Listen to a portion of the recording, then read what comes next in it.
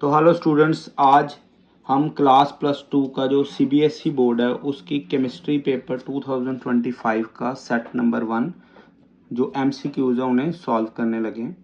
देखिए, पहला क्वेश्चन इसमें आया, in case of association abnormal molecular masses of solute will be. अब इसको किस तरह से सॉल्व करना है, इसके पीछे क्या कॉन्सेप्ट है। जो वैन हॉफ फैक्टर है वो डिनोट किया जाता है आई के साथ। तो आपको ये पता होना चाहिए एसोसिएशन में जो वैन हॉफ फैक्टर है वो <<1 रहता है। अब एसोसिएशन है तो नंबर्स ऑफ मोल्स क्या करेंगे, डिक्रीज करेंगे। जो मोल्स हैं वो डिक्रीज करेंगे। नंबर ऑफ मोल्स डिक्रीज करने का मतलब है जो कोई भी कॉलिगेटिव प्रॉपर्टी है, कोई भी कॉलिगेटिव प्रॉपर्टी होगी वो भी डिक्रीज करेगी। और कॉलिगेटिव प्रॉपर्टी इन्वर्सली प्रोपोर्शनल है किसके, मॉलिक्यूलर मास के। अगर हम कोई भी कॉलिगेटिव प्रॉपर्टी जो है वो देखें वो इन्वर्सली प्रोपोर्शनल है मॉलिक्यूलर मास के। तो अब अगर कॉलिगेटिव प्रॉपर्टी डिक्रीज कर रही है तो मॉलिक्यूलर मास क्या करेगा, इंक्रीज करेगा। तो इस तरह से कॉलिगेटिव प्रॉपर्टी अगर डिक्रीज करेगी तो मॉलिक्यूलर मास इंक्रीज करेगा। तो हमारा जो आंसर आएगा ए आंसर आएगा। फर्स्ट जो क्वेश्चन है सीबीएसई 25 का जो फर्स्ट सेट है उसका आंसर ए है, और वो क्यों आया वो हम आपको यहाँ पे हमने एक्सप्लेन किया है। अब जो नेक्स्ट क्वेश्चन है वो है सेकंड। इसमें उन्होंने बोला है स्टैंडर्ड इलेक्ट्रोड पोटेंशियल फॉर, ये 10 है हमारे पास, कपल इज ये वाला 0.15 वोल्ट, मतलब 0.15 वोल्ट। यहाँ पे एक्चुअली 4 है। तो अब आप देखिए, ये भी रिडक्शन और ये भी रिडक्शन। आपको अगर +1 का रिडॉक्स रिएक्शन अच्छी तरह से आता है तो ये क्वेश्चन बड़ी इजीली हम सॉल्व कर सकते हैं। कैसे? क्योंकि आपको पता है रिडॉक्स रिएक्शन और इलेक्ट्रोकेमिस्ट्री एक जैसे ही चैप्टर्स हैं, बस नॉनेस्ट क्वेश्चन जो है वो थोड़ी डिफरेंट है इसमें। अब देखिए, इसकी रिडक्शन की वैल्यू जो है वो है 0.15, इसकी है -0.74। दोनों में से रिडक्शन किसकी ज़्यादा है, रिडक्शन की वैल्यू इसकी ज़्यादा है। तो हमने कपल कैसे बनाना है, अगर आपको पता हो, हमने ये रिडक्शन को ऑक्सीडेशन में लेके आना, ये सॉल्ट ब्रिज, और ये रिडक्शन एज इट इज़ ही हमारे पास रहेगी। अब स्टैंडर्ड ईएमएफ का फॉर्मूला क्या है, oxidation potential of left hand side plus reduction potential of right hand side. अब देखिए स्टूडेंट्स, लेफ्ट हैंड साइड ये वाली है, बट यहाँ पे रिडक्शन दिया, हमें रिक्वायर्ड है ऑक्सीडेशन, तो ये माइनस का साइन है, इसको हम क्या कर देंगे, पॉजिटिव में करके ये इसमें पुट करेंगे, प्लस रिडक्शन ये एज इट इज कपल हमने यहाँ पे लगाया तो क्या आएगा 15। तो इसका जो आंसर आएगा वो आएगा 98.0, मतलब 0.89 वोल्ट पॉजिटिव में। तो जो ऑप्शन है वो बी। तो इसका आंसर आ जाएगा बी 0.89 वोल्ट। तरीका बड़ा सिंपल है, रिडॉक्स रिएक्शन का जो हमारे पास ई नॉट सेल वाला कॉन्सेप्ट है वो लगेगा। तो ये फार्मूला प्लस वाला, अगर आपने माइनस वाला लगाना तो दोनों रिडक्शन पोटेंशियल चाहिए, बाकी सब सेम रहेगा। अब हम बात करेंगे ये वाले क्वेश्चन की। कहता है magnetic moment is associated with spin angular momentum and orbital angular momentum. ये हमें पता है, मैग्नेटिक मोमेंट इन दोनों एंगुलर मोमेंटम के साथ ही मिलके बनती है। अब स्पिन ओनली मैग्नेटिक मोमेंट हमने किस तरह से निकालना है, देखिए ये आएगा हमारे पास फॉर्मूला n+2 अंडर रूट में है। अब देखिए बच्चों, ये Cr3 पॉजिटिव, जो Cr3 पॉजिटिव है इसमें जो अनपेयर्ड इलेक्ट्रॉन्स हैं वो मैंने कल यहाँ पे एक शॉर्ट इसलिए डाला था, शॉर्ट वीडियो डाली हुई है इसकी कि इसमें कितने अनपेयर्ड इलेक्ट्रॉन्स हैं। तो n का मतलब यहाँ पे नंबर्स ऑफ अनपेयर्ड इलेक्ट्रॉन्स है, तो total number of unpaired electrons आते हैं 3 इस केस में। तो जो फॉर्मूला वो इस तरह से हमारे पास √15। तो जो √15 की वैल्यू है वो आपको अगर पता होना चाहिए, ये 3.87 आप ये निकाल सकते हैं। बी एम, यहाँ पे बी एम क्या है, Bohr magneton, B is Bohr magneton. ये बोहर मैग्नेटन की यहाँ पे एब्रीवेशन है, ये फुल फॉर्म हमने बता दी। ये स्पिन ओनली मैग्नेटिक मोमेंट का माइक्रोन यानी न्यू, ये उससे हम डिनोट करेंगे। अब आ जाइए फोर्थ। देखिए फोर्थ वाला जो है ये प्रॉपर एक रिएक्शन करवाई जाती है +1 के रिडॉक्स रिएक्शन चैप्टर में। तो आप ये दिमाग में रखें कि जब कभी भी KMnO4 ऑक्सीडाइज होगा सल्फाइड, तो एसिडिफाइड मिक्सचर में तो हमेशा ये सल्फेट देगा हमें। ये आपने याद रखना। ऑल्दो ये रिएक्शन पूरी करने की ज़रूरत नहीं, बस आपको कुछ चीज़ें दिमाग में रखनी है। अब आ जाएगा फिफ्थ क्वेश्चन। देखिए इसमें तो आपको IUPAC नेम की डेप्थ नॉलेज चाहिए, किस तरह से कोऑर्डिनेशन केमिस्ट्री में हमने इसका जो IUPAC नेम करना है मैं आपको बता देता हूँ। देखिए सबसे पहले तो याद रखिए ये पॉजिटिव के अंदर है, ये सारा सफ़ियर कोऑर्डिनेशन सफ़ियर क्या है पॉजिटिव के अंदर। अब इसका एक शॉर्टकट मेथड मैं आपको बताता हूँ, LCU। आपने हमेशा जब IUPAC नेम करना है लेफ्ट हैंड साइड से इसके अंदर जो है एंटर करना है सफ़ियर के अंदर। अब देखिए एल का मतलब है लाइगेंड, इसमें लाइगेंड दो लाइगेंड्स है, एक अमोनिया और एक क्लोरो।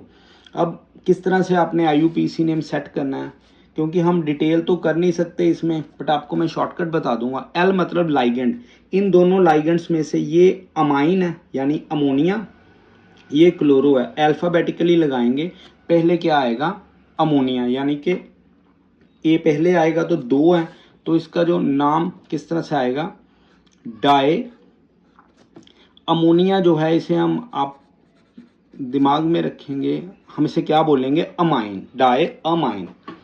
उसके बाद 2 क्लोरो हैं, डाई क्लोराइडो, या क्लोरो लिख दो वो, इससे कोई दिक्कत नहीं आती। अब एल हो गया, लाइगेंड्स हो गया। अब सेंट्रल मेटल एटम कौन सा है, सेंट्रल मेटल एटम है प्लेटिनम।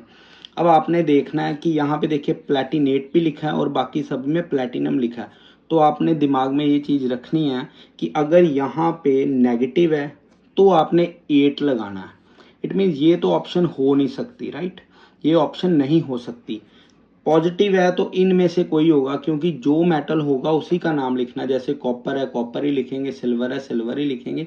यहाँ पे प्लेटिनम है तो हम क्या लिखेंगे प्लेटिनम, और कोई भी स्पेस बीच में नहीं देनी। देखिए इन कैटायन आयंस का कोई ऐसा सिस्टम है नहीं इसमें। पॉजिटिव के अंदर प्लेटिनम लिख दिया, ये सेंट्रल मेटल। अब ऑक्सीडेशन नंबर किस तरह से, ओ का मतलब है ऑक्सीडेशन नंबर। ऑक्सीडेशन नंबर निकालने के लिए मैं आपको फार्मूला बता दूं एक बार, आप देखिए, तभी तो मैंने ये सॉल्व करने शुरू किए हैं ताकि आपको शॉर्टकट बता पाए। देखिए चार्ज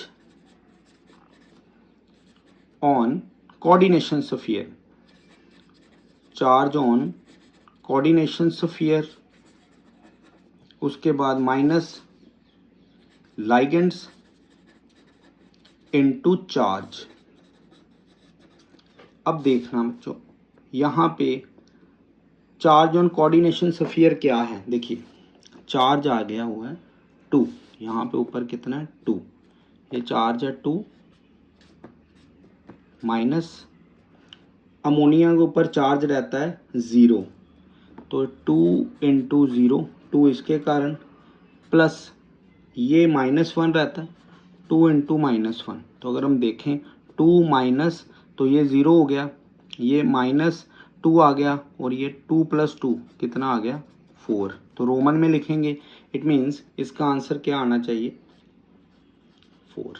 अब 4 वाले ये 2 हैं प्लेटिनेट, ये कैंसल आउट हो गया, तो आंसर क्या आ जाएगा फिफ्थ का बी। इस तरह से आपने आंसर करना। अब हम अगर आगे चलें, ये एलसीयू देख लो एक बार, लाइगेंड सेंट्रल मेटल एटम, और ये हमारे पास क्या है ऑक्सीडेशन नंबर। अब आगे 6 क्वेश्चन करेंगे 2025 का, जो सेट 1 है CBSE केमिस्ट्री का। Arrange the following compounds in increasing order of their boiling point. बड़ा सिंपल सा क्वेश्चन आया हुआ है। Boiling point directly proportional to surface area, right. Organic chemistry में directly proportional to surface area. अब देखिए जैसे जैसे ब्रांचिंग बढ़ती जाती है सरफेस एरिया कम होता जाता है।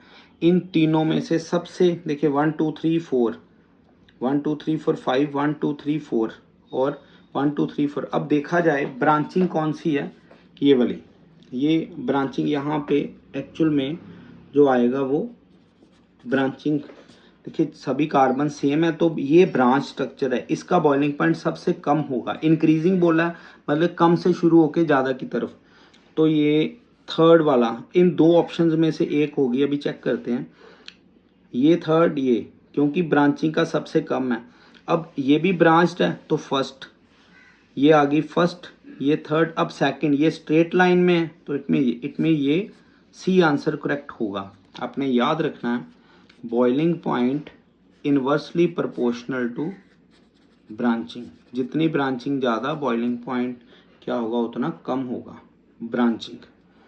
बड़ा सिंपल क्वेश्चन आया हुआ। 7th क्वेश्चन जो है कह रहा है अल्काइल हाइड अंडरगोज न्यूक्लियोफिलिक बायमोलिक्यूलर। देखिए क्लियर कट बोला गया है SN2 मैकेनिज्म। SN2 जो है सब्स्टिट्यूशनल रिएक्शन है, इसमें क्या बनता है। अगर आपने SN1 SN2 की पूरी स्टडी की हुई है, +1 में भी है और +2 में भी है GOC में, SN2 में 1 डिग्री 2 डिग्री और 3 डिग्री ये अल्काइल हाइड का ऑर्डर रहता है। अब SN2 में हमेशा 1 डिग्री का अगर देखें तो आपने अगर पूरा इसका सॉल्व करना है तो ये इन्वर्जन ऑफ कॉन्फ़िगरेशन हमेशा शो करेगी, वेल्डन इन्वर्जन शो करेगी। वेल्डन इन्वर्जन, वेल्डन इन्वर्जन ऐसे ही है जैसे स्ट्रॉन्ग विंड में अम्ब्रेला क्या है इनसाइड आउट टर्न कर जाती है। स्ट्रॉन्ग विंड में अम्ब्रेला क्या कर जाती है, ऐसे रहती है अम्ब्रेला, बट जब विंड बहुत स्ट्रॉन्ग होगी तो ये ऐसे ऊपर की तरफ हो जाती है। Inversion of configuration, it means इसका जो आंसर आएगा वो आएगा inversion of configuration, well done inversion. ये इसका ऑर्डर है अल्काइल हाइड का, तो इस तरह से आपने इसका आंसर करना है। अब 7 क्वेश्चंस हो गए। अब हम बात करेंगे 8th क्वेश्चन की। Which is the correct order for acidic strength. Acidic strength depend करती है बहुत सारे फैक्टर्स में, या तो रेजोनेंस में, H पॉजिटिव के रिलीज में, या जो रेजोनेटिंग स्ट्रक्चर है या रेजोनेंस बनती है उसका कितना स्टेबिलिटी का एक्सटेंट रहेगा। अब चेक करिए फिनोल, देखिए फिनोल तो इन तीनों में से सबसे ज़्यादा स्ट्रॉन्ग होगा, मतलब ये दो ऑप्शंस हमने कैंसल्ड आउट कर दी। इन दोनों में से बात करनी है, फिनोल सबसे स्ट्रॉन्ग एसिड है। इन तीनों की मैं बात कर रहा हूँ, इन तीनों में से, क्योंकि ये इसका जो फिनोक्साइड आयन बनेगा H पॉजिटिव के रिलीज से, ये फिनोक्साइड आयन बनेगा, ये फिनोक्साइड आयन रेजोनेंस से स्टेबल होता है, रेजोनेंस से स्टेबल होगा। बट वाटर और अल्कोहल में से अगर हम बात करें अल्कोहल की, अल्कोहल में यहाँ पे +I इफेक्ट होगा। +I इफेक्ट से इसके अंदर ज़्यादा जो है इलेक्ट्रॉन बढ़ जाएंगे। जब इलेक्ट्रॉन इंक्रीज करेंगे ये इस बॉन्ड को वीक नहीं करेगा, अगर इस बॉन्ड को वीक नहीं करेगा तो H रिलीज नहीं होगा। आपको पता है H पॉजिटिव रिलीज जितना जल्दी होगा उतना ही ज़्यादा कोई भी कंपाउंड है वो एसिड होगा। But in case of water, water के केस में क्या रहेगा, ये जो +I इफेक्ट है वो देखने को नहीं मिलेगा। हाइड्रोक्सल आयन जो है वो अलग से स्टेबलाइज हो जाएंगे, जिसके कारण हमारे पास जो आंसर निकल के आएगा वो आएगा A। वाटर हमेशा अल्कोहल से स्ट्रॉन्ग एसिड करेक्टर में रहता है, क्योंकि इसको जब एल्कोक्साइड आयन बनता है तो R जो है इसकी डेफिशिएंसी +I इफेक्ट के कारण कंप्लीट करता जाता है। अब 9th क्वेश्चन थोड़ा हम क्या बना के देखेंगे, रिएक्शन पूरी। कहता है प्रोपाइल मैग्नीशियम ब्रोमाइड जो है वो कार्बन डाइऑक्साइड के साथ रिएक्ट करे तो क्या बनेगा जब हम हाइड्रोलाइज्ड करेंगे। देखिए प्रोपाइल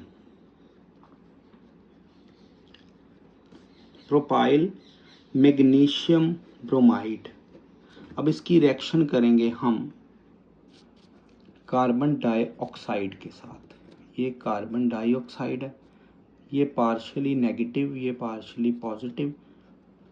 ग्रिगनर्स रीजेंट है ये वाला, और आपको पता है ग्रिगनर्स रीजन में हमेशा आर नेगेटिव रहता है।